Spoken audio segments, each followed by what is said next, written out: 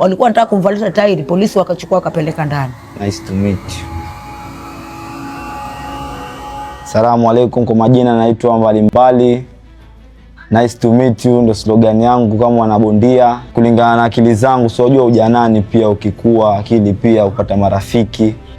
Weza pata marafiki wazuri, marafiki wabaya. Kulingana na utukutu wangu, maana nilivyomaliza 2018, mimi kwenye akili yangu nilisema sitaki kuendelea kusoma. Bangi mimi naanzia nikiwa 8. Nilipoingia mtaani tu basi ndo mambo yangu hapo akaanza kubadilika.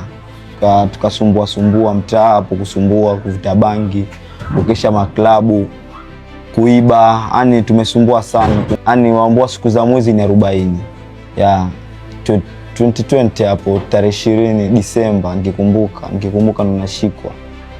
Na ndo nashikwa, maana yake tumekesha toka saa 1 mpaka saa 11 hapo tunaibia watu. Ukatokea askari nyuma kaja kunishika, nikapigwa rungu, katulia chini, kulijia watu wengi, nikaanza kupigwa. Mimi kwanza nilipompata huyu mtoto, alikuwa mtoto mzuri, hakuwa mtoto mtukutu. Kwanza kwake alipotoka chini alionekana kuwa ni mtoto anaweza kusaidia familia. Vibarua alianza kufanya akiwa primary, anatafuta vibarua, anaenda anatafuta vibarua, analeta pesa, ananipatia mimi. Nikajua hapa nina mtoto anaweza kunisaidia. Lakini alipomaliza class 8, mtoto alibadilika ghafla mpaka nikashindwa kuelewa ni nini inaendelea. Akapelekwa jela. Ya Shimo la Tewa napitia maisha mengine magumu sana, maana mimi nikumbuka ninaingia shimo nikiwa na miaka 17. Nilipoingia shimo pale hakuna mwenye unayemjua, ni wewe tu na Mungu wako. Nilikuwa kesi nyingi, robbery 3, stealing 2 na ile ya kujiandaa kwenda kufanya uhalifu. Hizo kesi ni ngumu sana, kesi ni mbaya. Ukikiwa robbery violence stroke 2, hiyo kuna kufungwa maisha. Mimi mtaani nilikuwa naitwa mama mfuga waizi, lakini ninashukuru Mwenyezi Mungu, sasa mama mfuga waizi amegeuka mama Mbalimbali, kwa sababu si rahisi mwanadamu kubadilika hivyo, kwa sababu wengi aliyokuwa nao wengi wamekufa. Wakati nikiwa nikilala, nilikuwa nalala nikiwa nimevaa full nguo ya kutoka, nikisikia kelele nje niko mbio, ni wangu anauawa ama ni wa mwingine, mpaka nisikize ni jina gani, lazima nitatoka. Hata nikazuiliwa na babake, mimi niko mbio nje, lakini natoka mbio, nataka kujua ni mtoto wangu anauawa, kwa sababu hasikie. Wakati huo haishi kwangu tena, anakaa kwa maficho, mtoto anakaa mafichoni tu. Amepita mpaka kwa risasi huyu, polisi wakitaka kumuua. Amepita mpaka kwa mapikipiki wakimfuata mob justice wakitaka kumuua. Amepita mpaka kwa tairi, walikuwa wanataka kumvalisha tairi, polisi wakachukua wakapeleka ndani. Amepita mara 3 na Mungu akamwepusha. Kwa changamoto ile nimejifunza kitu, usitamani cha mtu.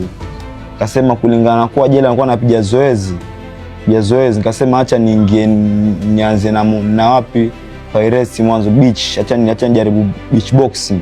Katika vurugu 1 nikikumbuka, jua ukianza kuingia katika game lazima kuna changamoto kibao.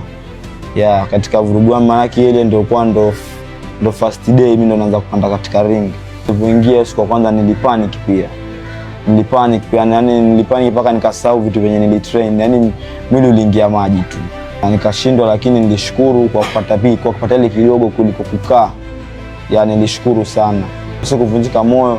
Nikasema hata nirudi tena training, nizidi kutrain. Tukaweza kurudi vurugu 2, tukaweza kwenda kwenye ile challenge, kwenye ile pigano. Mwenyezi Mungu akatuongoza, tukaweza kuchukua ushindi. Na pia nashukuru pia kuleta ushindi nyumbani Mombasa. Nashukuru tena sana, manake ushindi wangu pia umefanya kila mtu akanitambua kweli naweza. Na pia ningeweza kuomba msamaha kwa wale pia niliwakosea nikiwa katoa nyuma, wale niliwaumiza. Manake ya nyuma tumefanya mengi sana, tumeumiza kina mama za watu, tuwaumiza mababa wa watu, tukiwaibia wengine wametoka makazi, wengine tuwaibia wana familia zao.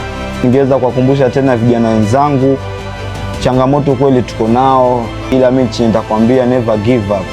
Kama wewe watumia mihadarati, kama wewe mawazo yako ni ya kuibia watu, eka tupanga chini, angalia sport.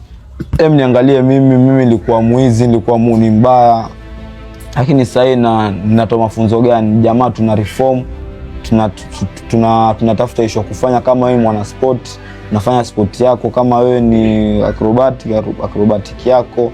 Kama wewe mwana msanii, wapiga usanii wako. Jana mwenzangu, jamaa, tuzingatieni kushikana mkono, miadarati tunaweka chini, tunaingia katika sport. Nice to meet you.